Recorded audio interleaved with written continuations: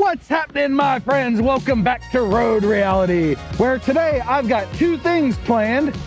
Yes, planned. It's a change of pace for me, and we're starting the video here because there was a bus in front of me before and a U-Haul truck behind, and I just did not want to start the video with that kind of scenery. I would rather start with this. Okay, so it's not the world's best scenery, but today we're going to talk advice and we're going to do a little bit of exploring, which may be bad advice. I don't really know. Just as soon as we get going. But yeah, we're going to be on roads that we've known for a while, but then we're going to do a little bit of exploring. So stick around. I think you're going to enjoy this one.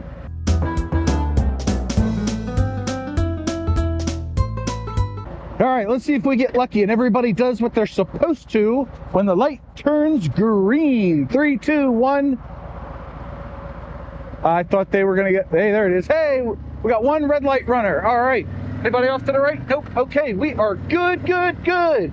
Till Daddy takes the car keys away. I don't know. I forget how those lyrics actually go. Somebody let me know in the comments. I think it was fun, till Daddy took the T-Bird away. Yes. Oh, classic. Classic Beach Boys, I do believe. Anyway, that's not what you came here for. You came here to get some good advice. Well, you clicked on the wrong video. I don't hand out advice. I merely tell you about my experiences through the magic of video and audio. Gotta have the audio. And yeah, okay, great. We're having fun already. But I just tell my experiences. I don't actually advise anybody to do anything. And I may have said that in some of my product reviews, but we're going to relate it to motorcycles and we're going to relate it to vlogging because those are two things that your old buddy John likes to do quite a bit of: motorcycle riding and vlogging. So a lot of talk recently because here in the US we're coming out of the winter doldrums and we're getting into the spring, fall.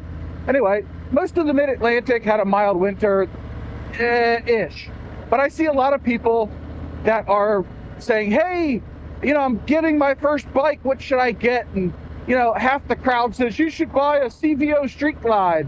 The other half says you should buy a BMW M1000 RR. Those are idiots. Okay, I'm not going to mince words. In my opinion, they are idiots because you cannot recommend a perfect first bike for anybody. There are several schools of thought. Idiot, come to think of it, idiot may be a strong term, but yeah, we'll roll with it. But there's a couple of schools of thought here. One is that you're going to lay down your first bike, so don't spend a lot of money on it. I'm part of that group. The other school of thought is don't buy a bike that's too big. And those people aren't wrong either.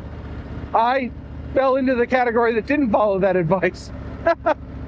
Truth be told, I didn't buy my bike. It was a gift. I paid to have it brought up to running order, and that was that. I started my motorcycling journey on a Vulcan 800 Classic, which by some, a 600-pound bike was too much to start with.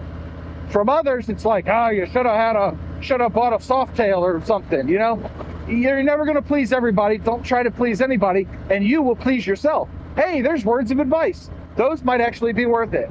But seriously, look, there's no perfect new bike or perfect starter bike for anybody, because if you're 5 foot nothing, 100 pounds dripping wet holding a sack of bricks, a Street Glide is probably not the first choice for you. It's not going to be a good bike for you. You belong on a Sportster or an Indian Scout 60. If you're 6'4" and 300 pounds, come on, can I get a break? If you're 6'4" and 300 pounds, a Street Glide might actually be a good choice for your first bike. And a Honda Rebel 250 is gonna look like you're too big. You'll look awkward on a Rebel 250 if you're 6'4", 300 pounds. Your old buddy John is 5'8" and 200 and plus, a little bit. I'm so vain. Carly Simon wrote a song about me. But in reality, I've already forgotten what I was doing. Anyway, in reality, I should have spent more time on the Vulcan 800 before moving up to a bagger. I probably would have improved my skill set faster, and I would be a better rider now because of it. But I didn't, and I just kind of did what I did, and then I had to play makeup. Oh, sun. Woo. There's our road. There we go. All right, here we are, Beaver Dam Road. Go. Shoot. I think they might have slowed down for me. Anyway, we've been on this part of the road. We'll get to the exploration in just a minute. I was going to say exploring, and then I decided to change to exploration. Anyhow, so that's the gist of it. You can't recommend a perfect starter bike for anybody. Plus, if somebody grew up in their formative years riding dirt bikes and mopeds and other stuff, they're probably better off with a bigger bike, a more powerful bike, because they already know how to handle themselves on two wheels with a manual transmission. And on top of that, if you're a crotch rocket rider or you ride a sport bike like Code Gray, you're not going to recommend a Rebel 1100 for a new rider, or a Rebel 500 or a Sportster. Your advice will be tainted or biased, if you will, biased, that's a better word, by your own experience. So what you're left with is you're going to advise people, hey, buy a sport bike because you ride a sport bike. Now, if you know that your friend is into the cruising lifestyle or will be into cruising, then even if you ride a sport bike, you may still recommend a cruiser for them. You may be able to overcome your bias, but I highly doubt it. Fight in the comments below. So when somebody gives you a piece of advice, do your own research, but take their advice into consideration. If I advise you on something, you do your own research. That's why a lot of and we're going to rotate into vlogging now, because I don't recommend a specific bike for anybody, but I do recommend vlogging gear to people, and it is based on my experience, which is quite a lot. 425 videos in 2.5 years, 5 cameras, all the mounts and everything that you've seen me post on Instagram and use to record my videos. You can take it to the bank that I test out my equipment thoroughly, so that when I recommend something, it's a good recommendation. But that doesn't always play out, because I know Dewey Rides and several others had issues with their Hero 10s that I recommended and Hero 9s that I recommended, and I feel bad for that. I feel bad for recommending a product that didn't work for someone else the same way it worked for me, especially something like electronics, where that stuff should just work. I still don't understand how some work and some don't.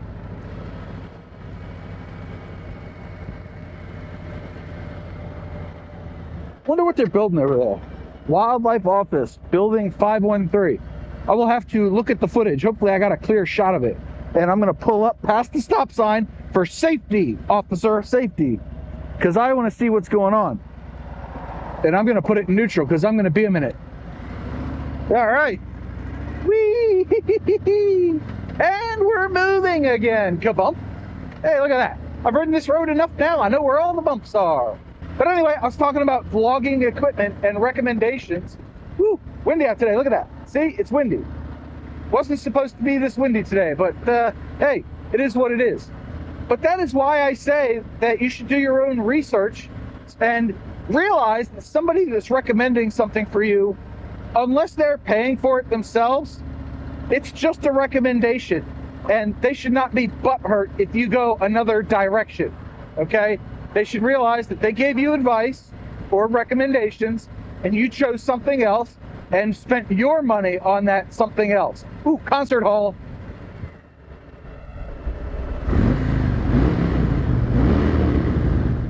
Ooh.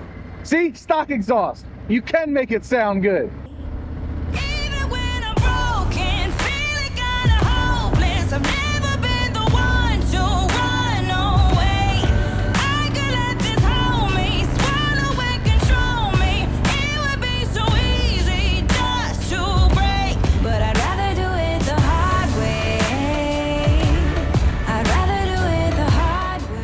A fun little section, wasn't it? Oh, I love that little stretch of road. It's like what, a half mile, 3/4 of a mile, but it's just a little fun there. Got to be careful of debris.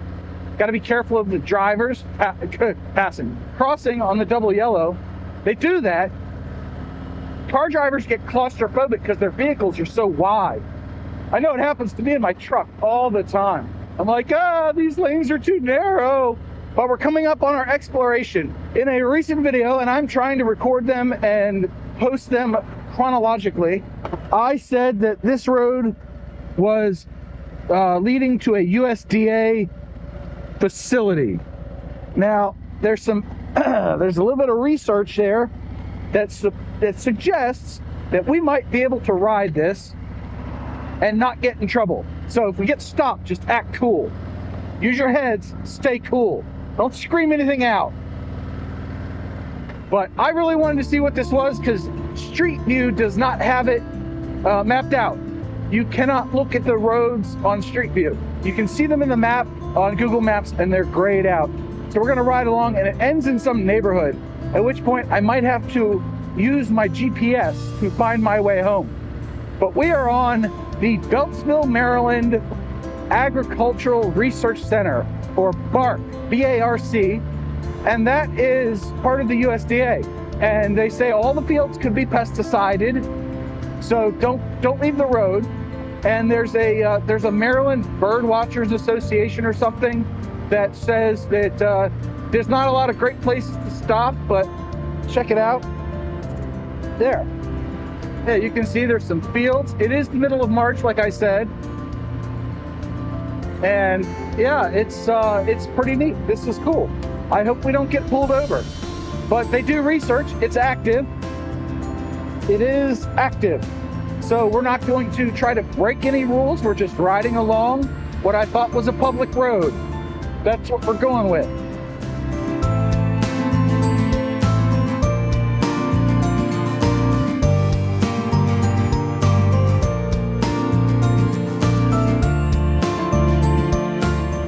The view here is awesome. Look at it.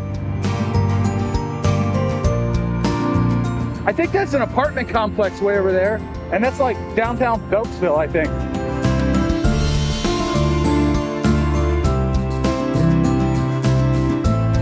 Whoa!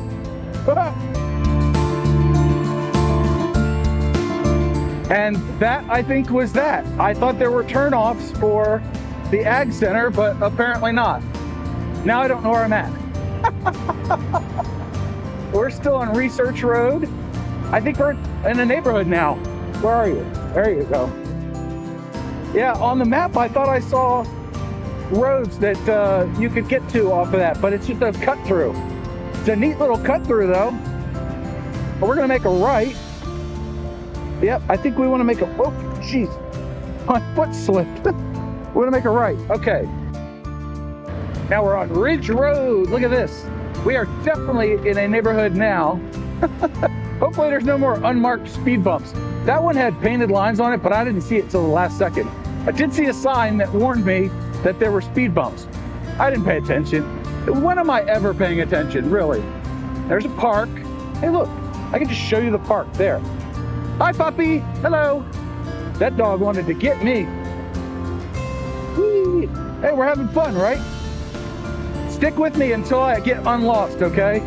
Oh, this is where another one of the roads cuts in. Yeah, I think so. We're gonna go straight.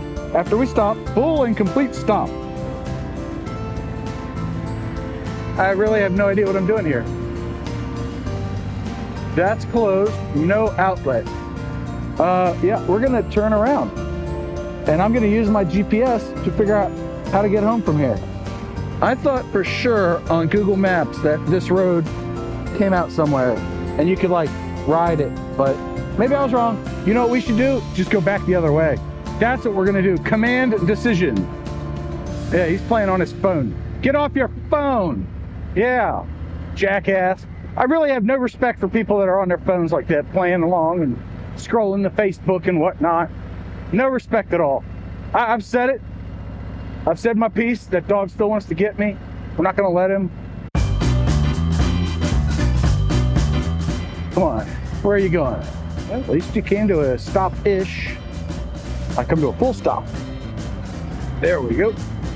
Look at that, look at us. Not causing trouble, not at all. We're just gonna go right back down Research Boulevard. Remind me when we get up here where the speed bump was.